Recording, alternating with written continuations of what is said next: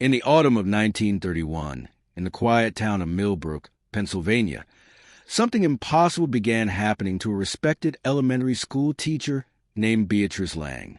What started as innocent handwritten notes would soon become one of the most disturbing supernatural cases ever documented in American history.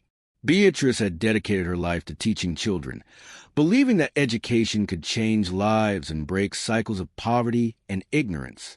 She was beloved by her students and their families, known for her patience, kindness, and unwavering dedication to every child who walked through her classroom door. But on October 15th, 1931, Beatrice received a letter that would shatter her understanding of life and death forever.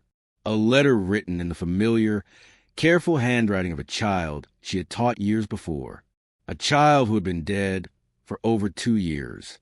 This is the true story of Beatrice Lang, a woman who discovered that death doesn't always silence those we've lost, and that some lessons are taught from beyond the grave.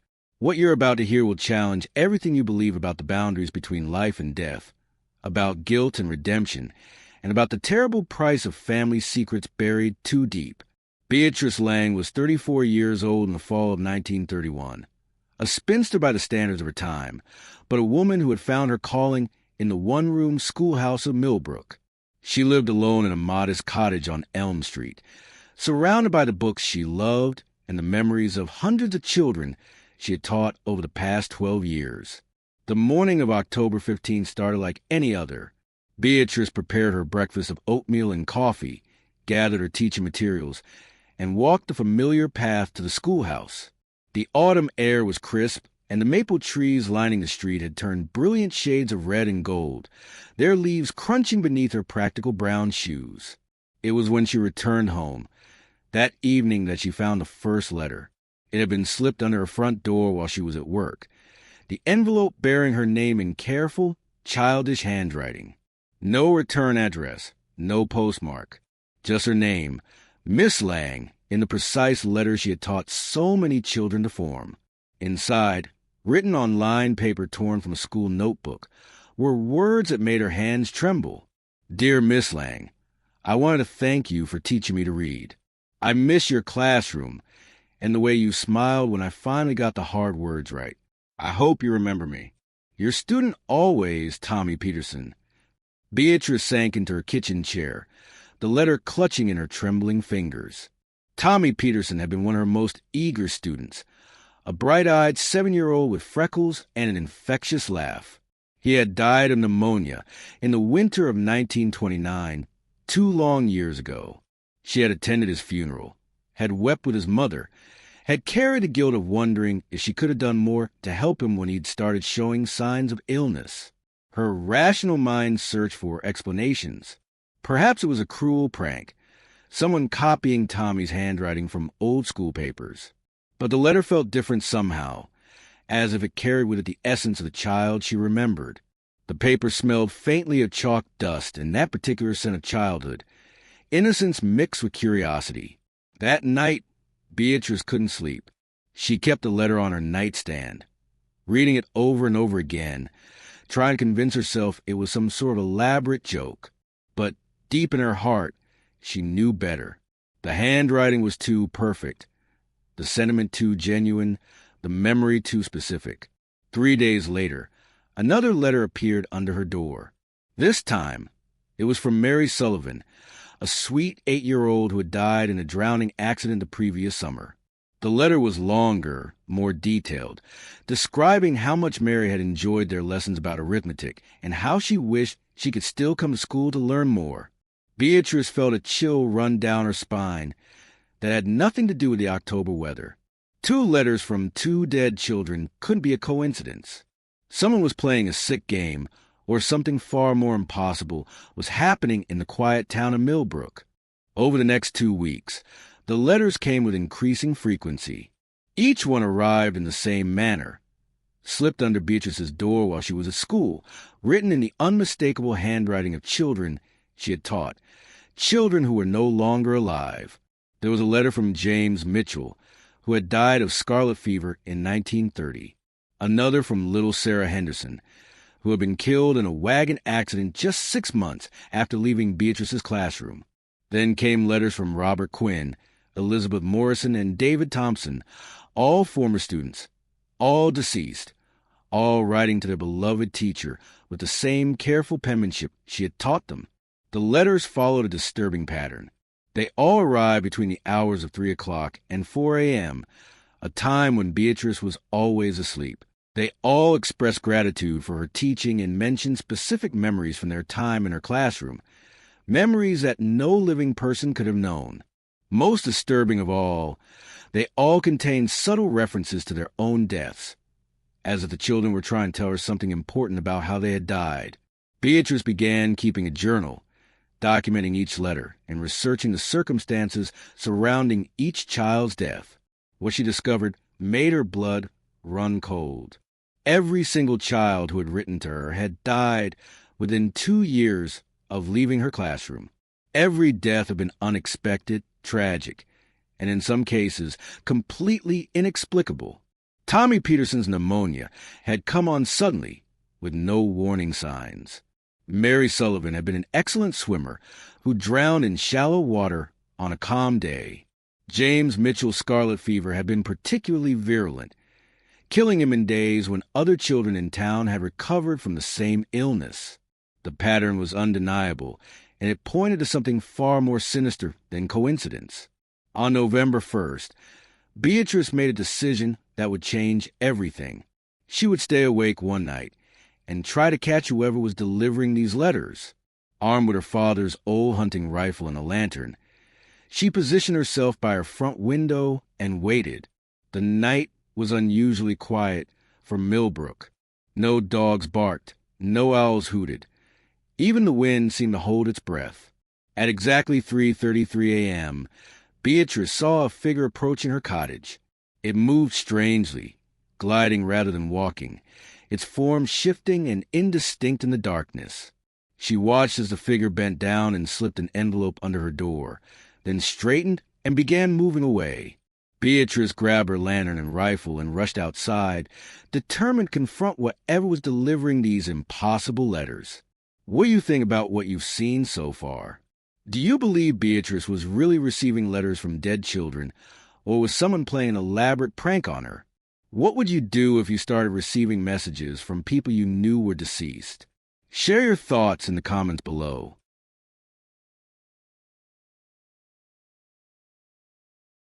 Following the mysterious figure through the darkened streets of Millbrook, Beatrice felt her heart pounding against her ribs. The entity moved with an unnatural fluidity, never seeming to touch the ground, never making a sound despite the fallen leaves that carpeted the streets. The chase led her to the town center, past the closed shops and darkened houses where her neighbors slept peacefully, unaware of the supernatural drama unfolding just outside their windows. The figure seemed to be heading toward the outskirts of town, toward the old Millbrook cemetery that had served the community for over a century. As they reached the wrought iron gates of the cemetery, the figure simply passed through them, as if they were made of mist rather than solid metal. Beatrice fumbled with the latch, her hands shaking as she opened the gate, and stepped into the moonlit graveyard. The cemetery was older than the town itself, its weathered headstones dating back to the 1700s. Gnarled oak trees cast twisted shadows across the paths, and the air itself seemed thick with the weight of centuries of sorrow and loss. Beatrice raised her lantern, its flickering light creating dancing shadows among the monuments. That's when she saw them. Small figures, translucent and glowing with a pale, ethereal light, were gathered around various gravestones throughout the cemetery. Children, dozens of them, all wearing the simple clothes of different eras. Some appeared to be from recent decades, while others wore the bonnets and suspenders of colonial times. As Beatrice moved closer, she began to recognize faces among the ghostly gathering. There was Tommy Peterson, his freckled face exactly as she remembered it, standing beside a small headstone. Mary Sullivan sat on her own grave marker, her blonde hair flowing the breeze that Beatrice couldn't feel. All of her former students were there, the ones who had been writing to her. But they were not alone. Surrounding them were dozens of other children, all bearing the same otherworldly glow, all staring directly at Beatrice with expressions of profound sadness and urgent need. These children were older, so much older, their clothing and appearance spanning generations of Millbrook's history. Tommy Peterson stepped forward, his ghostly form shimmering in the lantern light. When he spoke, his voice seemed to come from everywhere and nowhere at once, like an echo bouncing off the cemetery walls.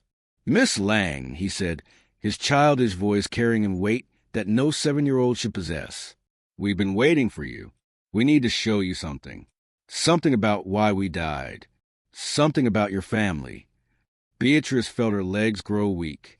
"My family? What does my family have to do with any of this?"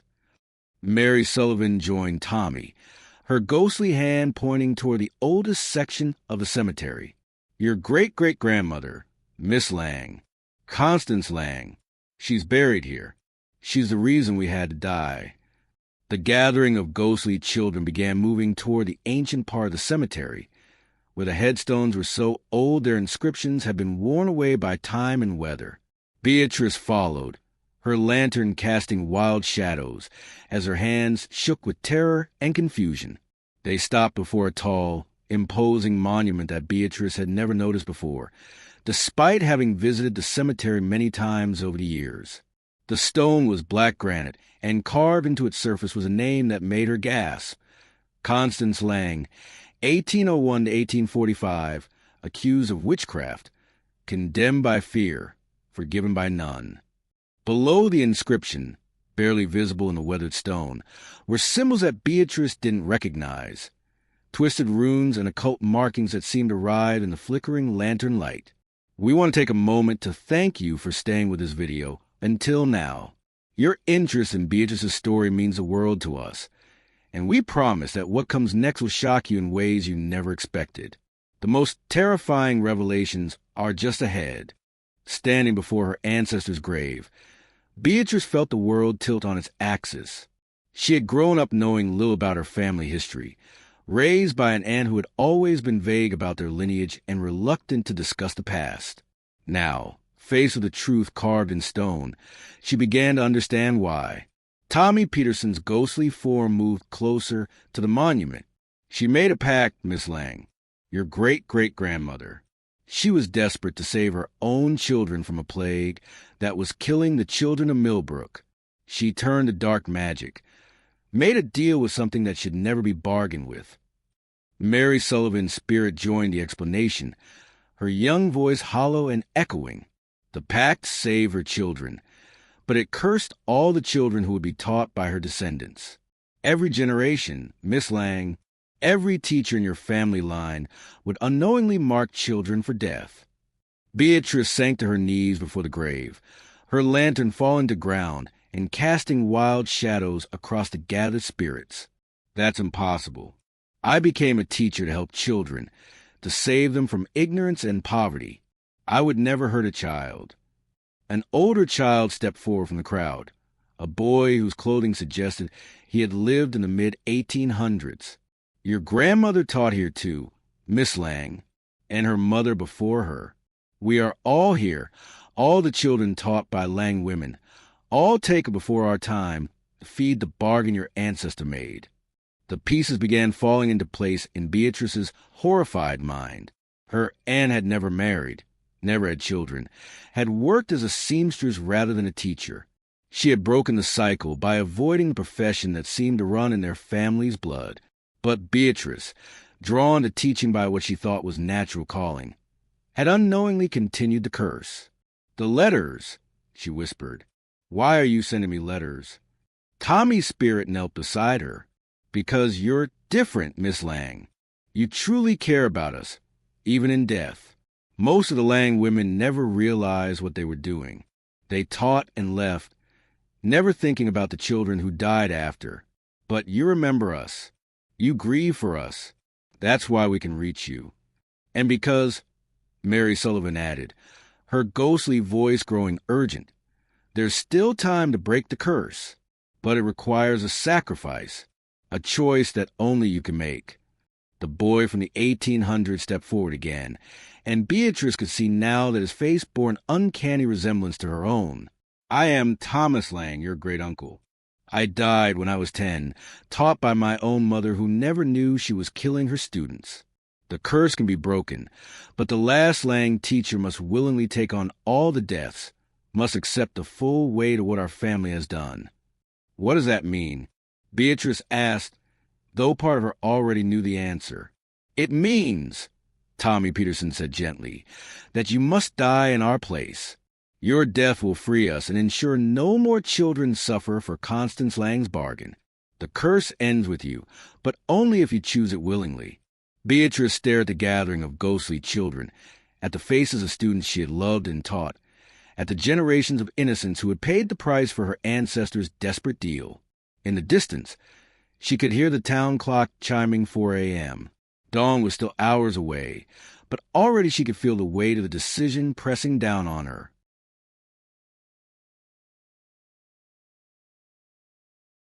The next few weeks passed in a haze of anguish and contemplation. Beatrice continued teaching, but every time she looked at her current students, bright-faced children like little Emma Watson and curious Peter Mills, she saw future ghosts. She saw them as they would be in 2 years' time, writing letters from beyond the grave, their young lives cut short by her family's ancient curse. The letters from the dead children continued to arrive, but now they carried a different tone. They were no longer just messages of gratitude and remembrance. They were pleas, desperate entreaties for her to make the choice that would set them free. Each letter broke her heart a little more, as she realized the depth of suffering her very existence was causing. On October 31st, 1931, Halloween night, Beatrice received a letter that was different from all the others. It was written in her own handwriting, though she had no memory of writing it. The envelope was addressed to Miss Beatrice Lang and dated November 2nd, 1931, 2 days in the future.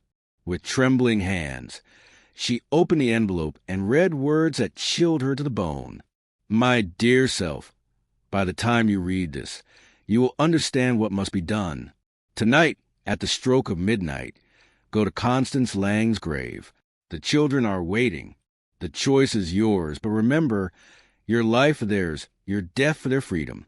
The curse ends with you, or continues with every child you will ever teach.